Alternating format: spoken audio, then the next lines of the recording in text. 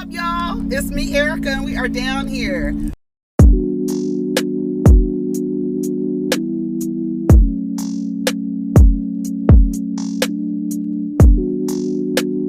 Peace, y'all. Take care of each other. Protect your energy. What's up, y'all? It's me, Erica, and this is another nothing to talk about. But we have a lot, okay? So let's talk. First story from the Jasmine brand. Wendy Williams becomes inebriated and stripped naked on the show's home set, began to touch herself and shout vulgarity. New allegations concerning Wendy Williams' condition is making headlines. According to the new report from The Sun, 2 years ago, the talk show host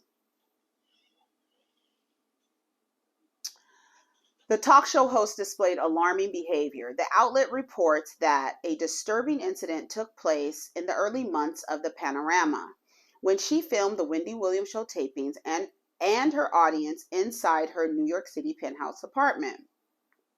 According to the insiders, in May 2020, the host hit a particularly rough spot with her addiction issues. A specific situation is said to have taken place at her home with a handful of people present, the site reports. According to sources, Wendy's manager was summoned to her penthouse apartment after she had appeared unwell during a Zoom show taping earlier in the week. Her manager and a small group of confidants arrived to the host's home to lend support to a struggling talk show queen.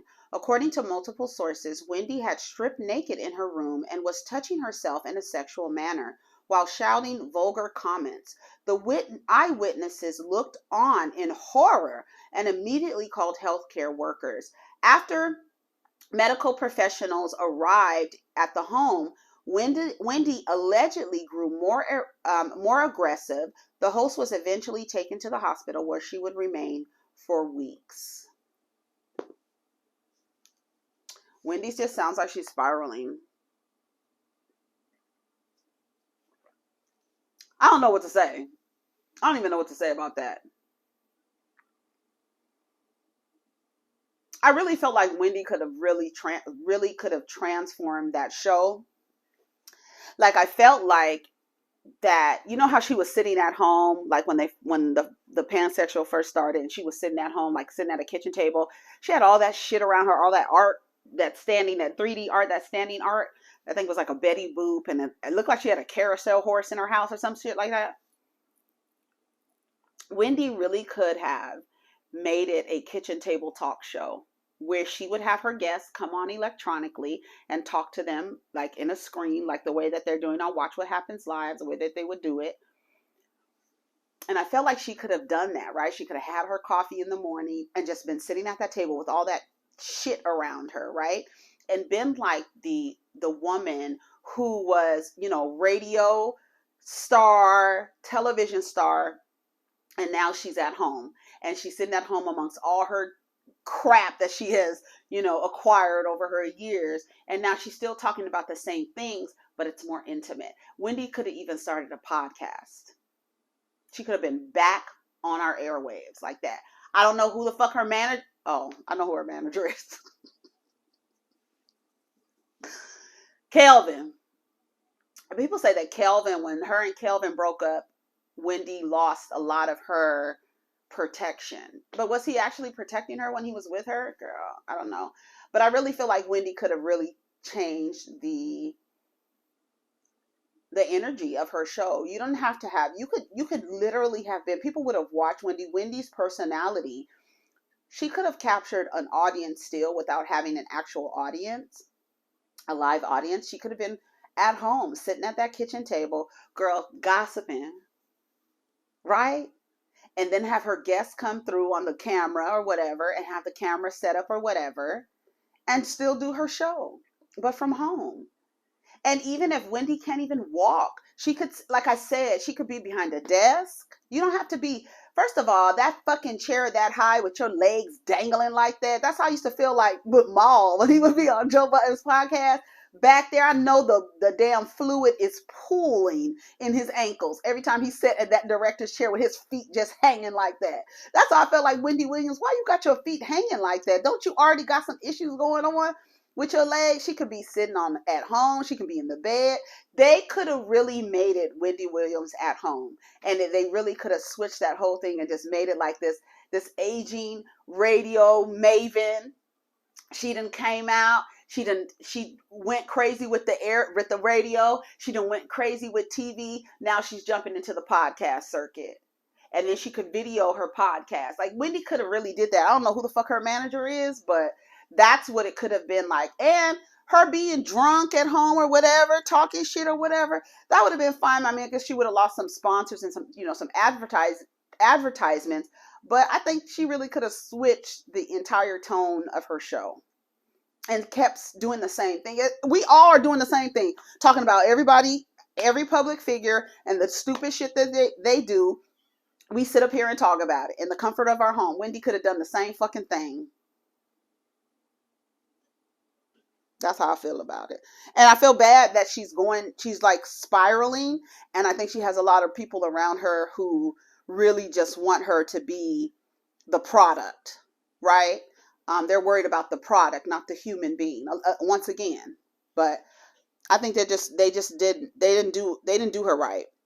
Tupac's sister sues executor of late rapper's estate for allegedly embezzling millions of dollars. This is from the Jasmine brand. Tupac is the latest deceased rapper to have the financial handlings of his estate come into question.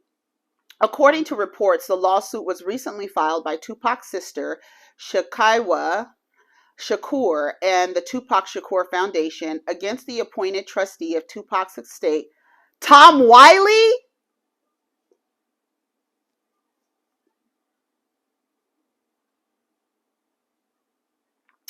Tom Wiley, who is a former chairman and CEO of Warner Brother Records, initially after Tupac's born Tupac Shakur untimely death in 1996, his mother Afeni Shakur was named as the beneficiary of his estate. However, when she passed in 2016, Tom Wiley became the executor of Afeni's estate, which is largely made up of funds and assets left by Tupac.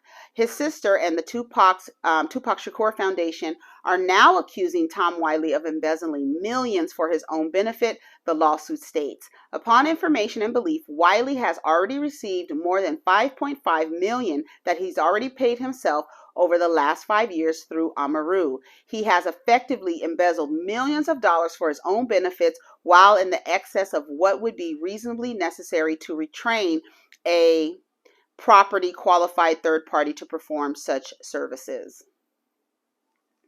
He did that shit. I believe it. And I hope they get every fucking coin from his ass. Sue his motherfucking ass, Tom Wiley.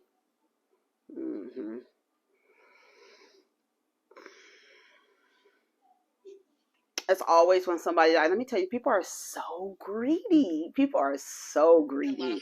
They are so greedy. So I do want to talk about this Jordin Sparks, Marriage Isn't for Everybody. This is from the Jasmine brand. So let's listen to Jordin Sparks. She was on, was this The Real? Let's see. I get a lot of flack from this from my family, but I think if you're going to take the dive, then it has to be respected. The institution of marriage has to be respected because you're making that decision to actually do that.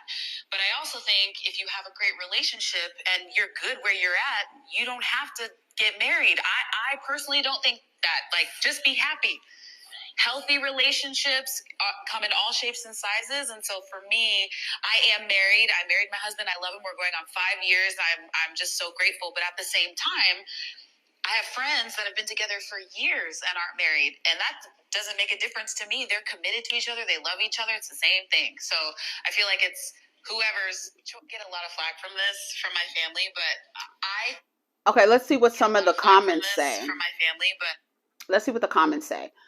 I agree with her. Hell, half of marriages end in divorce. That ought to tell you something right there. That's what Miss Funky Daniva said. Rock said people don't have to get married. I do agree with that, but there are some differences between legally married and a lifelong partner. Lauren Negra says relationships aren't for everyone, whether it's marriage or anything else that requires loyalty, honesty, and respect. Some people aren't just built for it. Sunkissed Nubian says, if it's the same thing, then why did you get married? It's obviously not the same thing. V said, being legally married isn't everyone's goal. Then babies aren't either. Somebody said, I don't agree at all, but to each his own. Someone says, this is Just Call Me Nikki. Until your partner of all these years passes away and you don't have, this is what I was looking for. I knew somebody was going to come here. Let me tell y'all something. Y'all cannot promote the institution of marriage by saying if someone dies, then what? Or if somebody needs medical decisions made for them, then what? That is old school thinking. You no longer, with the amount of domestic partnerships being recognized throughout the country, throughout the world, it is not necessary to be legally married so that you can make medical decisions for your partner. You can fill out advance directives. You can have documents notarized to say if anything happens to you where you are unable to make decisions about your medical health on your own, you can assign someone to do that. You don't have to be married to do that. And I think as a selling point for marriage, y'all have to get out of that. That's not like, well, if you need to make medical decisions. No, I think if you want to sell marriage, talk about something else. Talk about the other benefits. Don't talk about it in a way where if someone dies, would you be able to make these decisions? Or if somebody that doesn't, because paperwork creates that. Now, if you are marrying for love, that's different. I think if you are marrying and have an understanding that what you're doing is taking you as a sole proprietor with your social security number and creating a partnership with another social security number, which would be your spouse, and then you operate and function as a business. That's why I always tell people, don't marry anyone that you wouldn't be in business with. They're not good with money. They're not good. They're not responsible. They're just not. If you wouldn't work with them, if you wouldn't open a business with your partner, your spouse, you shouldn't open the business of marriage with them either. Because I strongly believe that marriage should be approached as a business.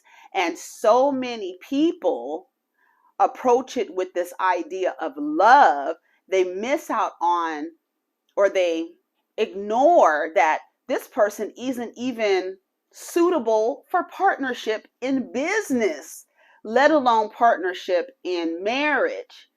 Because this is why you need a license to do it. You need a license to get married. You know why? Because it's a business.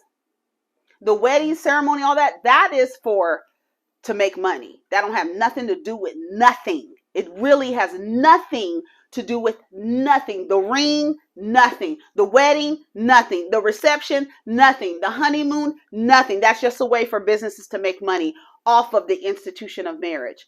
But all you need is a damn certificate to say, hey, now you guys are in business together and we're going to operate as such. But if you decide that you don't want to go into business in that way, there are other ways that you and a partner can form a business to where you guys can make decisions together on things together. And there's ways that you can do that. Marriage is an easy way to do it because you just get the marriage license and that's it. But if there are other ways, and you just ask, there are other ways that you can create that business partnership with this person. But if I were to ever give advice to a young woman, I would tell her, if you're about to marry somebody that you would never I wouldn't go into business with him. He's too irresponsible. He doesn't pay his bills on time. He doesn't do this. He doesn't do this. Then why would you marry him? Because love is not going to erase the behavior. It's not. And I don't care how much love you think you have to pour into somebody. It's not. It's not. So this is what this woman says. Until your partner of all these years passes away and you have no say-so and no rights to assets, marriage will always be for people that actually want to be married. And if you don't want, then you don't want to. I personally just don't see the purpose of being with someone 5 to 10 years and the relationship doesn't head in that direction. To each his own. Let me just tell her.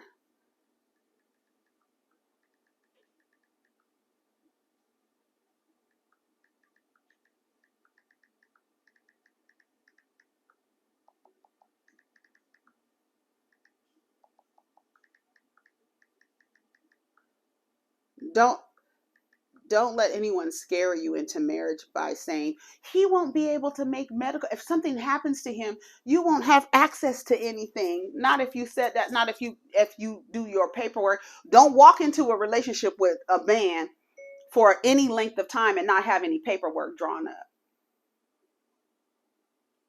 Because the other night I was listening to a YouTuber talk about it, Yanni, Miss Yanni. She's a young diva, young millennial, and she was talking about this. I think it was this video she was talking about with Jordin Sparks, and she said I was listening to her for a long time because she's a young diva and she gives a lot of great advice, and she was saying it's a business. When she finally said, I was like, there you go, because she was going down the road. I was like, Yanni, I don't know, girl, wait. But when she says it's a business, I was like, there you go, atta girl. There you go. If you don't approach a situation when you're in a relationship with a man or a person, it doesn't matter, right? Because it doesn't matter. When you're in a relationship with a person for any length of time and you feel like you want to continue this relationship in the form of a committed, I don't know if you want to be monogamous, whatever the fuck you want to do, but when you decide you want to go in, when you decide you want to be with that person, first ask yourself, would I go into business with this person? Then draw up the paperwork. You don't have to get married and in the wedding and this and that. Just go down to the courthouse, get the documentation to say this person and I are in a business and we're building a business together. That's how you have to look at it. And I'm telling you, if you don't take no advice from me ever in your life, when it's time for you to couple with somebody, if you know that person would not do well in business, they're not going to do well in the business of marriage. I'm just telling you, because outside of, ooh, I love you and we're going to be partners for life, there are other things that come with marriage that need to be focused on and addressed. It's not, we're just not walking into this all lovey-dovey, rainbows, unicorns, lollipops, and Skittles and shit. There's some real shit that needs to be laid out. We need some paperwork drawn up. I'm serious. And a man might look at you like, girl, that's too business-like. Okay, well, I'm protecting myself. I'm protecting my assets. Okay. That's all I have to say about that. So you can get married if you want to. I think that a lot of the time, I think it's really odd. I said it the other day. I do think it's odd that with an understanding, statistically, with an understanding that half of Black women will never marry, I still don't understand how selling the institution of marriage still works when half of the women will never marry. Half of Black women will never marry. Half of Black men will never marry. More than half, I think it's like 52%, will never marry. And it's odd. It doesn't say if they decide they want to marry Black men. It doesn't say like, if whatever. It just says that half of Black women will never marry, half of Black men will never marry. And I find it weird that we are able to still sell the idea of marriage to women who half of y'all will never marry. It's the fantasy of it. That's what it is. It's selling the fantasy. Disney, fuck Disney, because that's how they come in here and they start selling you the idea of weddings and fantasy. It's my day. It's my day. It's my day. Is it really your day? Are you benefiting from this? How are you actually benefiting from what you're about to do? Have you seen the statistics, girl? You're hopeful, right? It's a fairy tale. They done sold it. That's why I was like, how do they sell the idea of marriage when the reality is half of these women will never marry? And a quarter of those women are going to spend their life's journey searching, trekking, looking for a partner that they can spend forever with. It's a scam. I'm trying to tell y'all. But if you want to partner with somebody, I just feel like you should look at it and approach it with a business mind, rather than like if you love this person, that's perfect. But would you go into business with this person? That's the next question. Cardi B tearfully testifies, this is from Hollywood Unlocked, tearfully testifies during a libel trial that she felt suicidal over YouTuber Tasha K's allegation. Only a demon could do that ish. Cardi B took to the stand in her ongoing case against YouTuber Tasha K and testified that her heavy allegations made her want to take her own life. As it was previously reported, the rap star filed a lawsuit against Tasha after she made several videos posts back in 2018 and 2019 about Cardi, claiming she had been a prostitute and had contracted multiple STIs as well as many other things.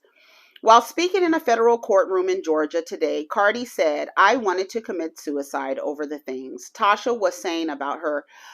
According to TMZ, Cardi also testified, "I felt defeated and depressed, and I didn't want to sleep with my husband."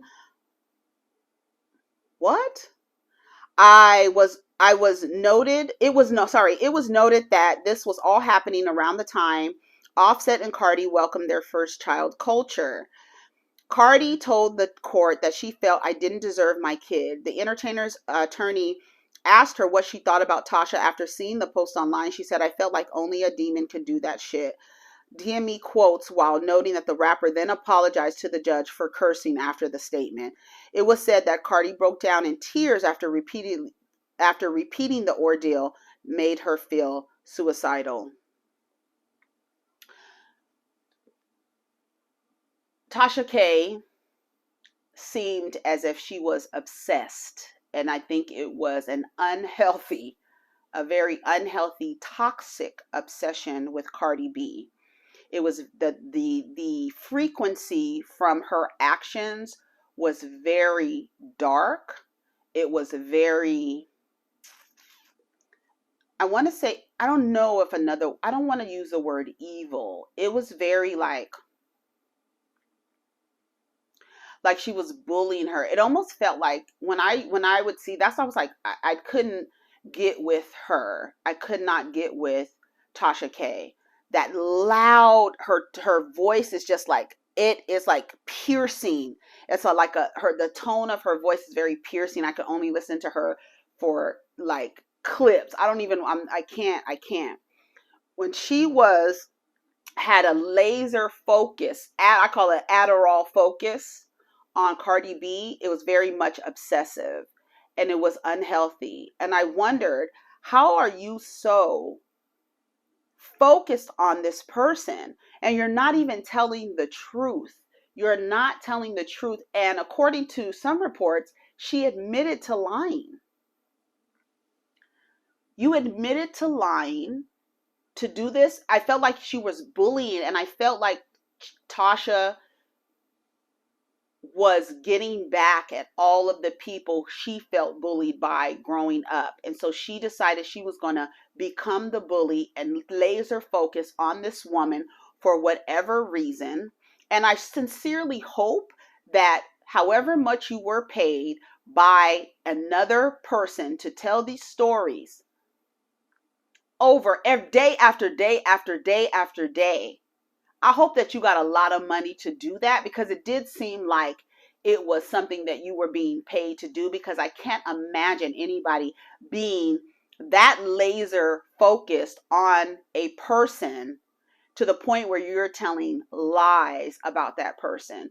And then you admit to do it for money. So to me, as a business person looking at Tasha K, I'm looking at you sideways now, because I know that you will lie for money. A lot of people do it. A lot of people lie for money, right? What do I say? People lie for what? Out of fear and out of gain, right? That's when people lie. And for her, she was lying in order to gain viewers, clicks, monetization, all of that stuff. But was it worth it? Because it was lies. I could see if she was telling the truth and you were like, "Damn, bitch, you so obsessed." You're telling the truth though. Can no lawsuits be filed? I'm just talking about how you move through these streets on a daily basis. But I'm not lying. But when you start to lie, credibility out the window. And then you admit to lying for money, credibility out the window. No credibility. No credibility. And that's the part, like, we all sit up here and we talk about everybody. We talk about public figures. We do. But not sit up here and lie and create stories and say, oh, I got exclusives. Come over to Patreon so you can see the exclusives. And you're just telling lies. I truly feel like I felt like Tasha was getting back at the people who bullied her for growing up. I felt like there was a tinge of, like, I'm going to get back at the girls who look like you, who fucked with me growing up. That's what it felt like. I don't know if that's Tasha's story, but that's what it felt. It felt like it was revenge. And Cardi B just so happened to be the target of the revenge. Because it felt like, and then like, she likes to play this, I'm a dark-skinned black woman, loud black woman. She likes to play that in an attempt to kind of say, you know, they don't like dark-skinned, loud black women, so I'm being targeted like because of that. But I felt like that what she was doing with Cardi was just completely wrong, and it was just wrong. There's no way around it. And then to admit that you lied for money, girl. And yes, Cardi B might have been putting on a show, honey, on stand crying. But bitch, I'm about to take everything. You're gonna learn, and I'm gonna make an example out of you. And I think the last time I remember somebody getting in trouble like this for stuff that they were posting online was Perez Hilton. Remember, he was so mean. He was so mean. He has since come out and apologized and saying that he's grown from that. But there's still something about Perez that's very mean-spirited. You know what I mean?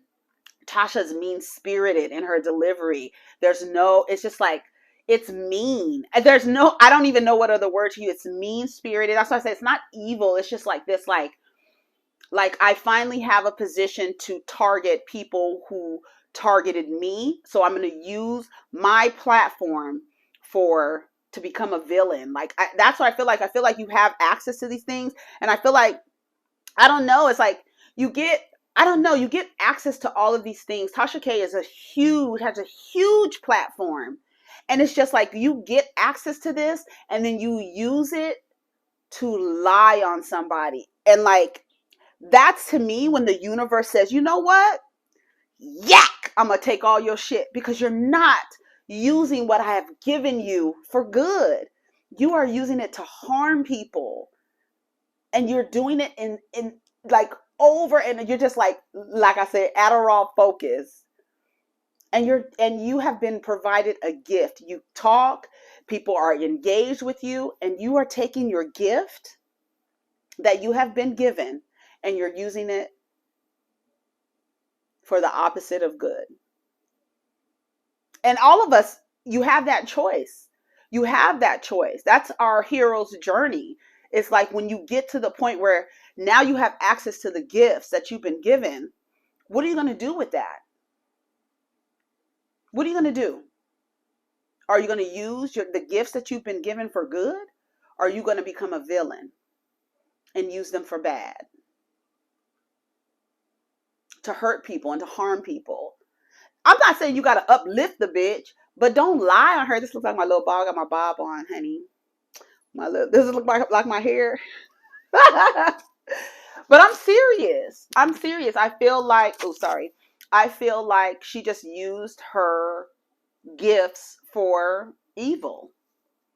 And she gonna have to pay. She gonna have to pay, honey. She gonna have to fucking pay.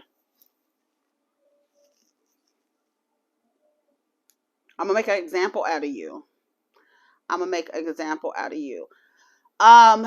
Navient will cancel $1.7 billion in student loans. Okay, so we just talked about Bank of America stopping their charges, right? And now we got this company erasing student loans. People are losing money. They're losing money. And even like the educate, I know we talk about like education is very important to get, but that whole system is also a scam. I feel like it's a scam too. I feel like the whole system is a scam. I feel like no one should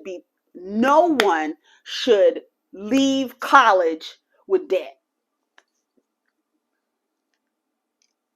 Now, the only time I feel like all 4-year schools should be free for citizens. I feel like that. And if you come over, you fill out the paperwork, you can go to the schools. But I feel like the money should not, I feel like, I don't know, especially the public universities, I feel like you should not pay. I feel like if you go higher, if you go after 4 years, if you go and get other degrees and you're trying to become a doctor, a lawyer, whatever you have to do after 4 years, then pay for it. But that 4 years after high school, that 4-year degree, I feel like you shouldn't have to pay for it. I don't know. I feel like the whole shit is a scam. I feel like the education system was created to like, for people to compete. And then I feel like they put positions in place where it's like, okay, well, black people, you can't get an education because we don't want you to be able to compete. So then you open black universities, colleges and universities, so these people can actually compete in their country. But then they wind up with debt. And then they wind up not being able to work in the field of their degree because they got to pay off this debt. So I'm happy that these people are saying like debt free, because I don't understand. And then I got my education, I got my degree. Now I owe you. Now I owe you money. And now you want me to pay all this money back. What did Emily say? She was paying $1,000 a month for her student loans. And now you're losing money because people can't afford it. They can't afford to pay back. They can't afford to pay for their education. So if you see that a community, a country, a collective, you see all of these people cannot afford their education, something is wrong. Something is wrong. If you're telling these people they need to have this in order to compete, but they can't even afford it to do it. They go do it, they take out loans, and they can't even pay the loans back, or they're paying it pennies back. So this company, Navient, I guess they're a 1.7 million in student loans after reaching a settlement with states on predatory student loan practices. Navient will cancel 1.7 billion in student loans. Here's when borrowers will see relief. It says, Navient, one of the nation's largest student loan servicers, will provide relief totaling $1.8 billion to resolve allegations of unfair, deceptive student loan servicing practices and abuses in student loans. The settlement, joined by a coalition of 39 attorneys general, I can't read these people's writing. The settlement, joined by a coalition of 39 attorneys general, resolve allegations that Navient guided borrowers into expensive, long-term forbearances rather than telling them about more affordable plans. The settlement includes $1.7 billion in debt cancellation and $95 million in resolution.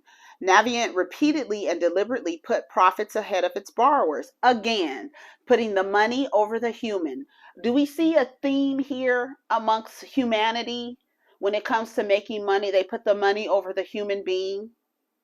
You don't care about the human being, but the human being needs to live. And so they need to work and they need to go to school so that they can get an education and they can make money, they can compete and they can live comfortably.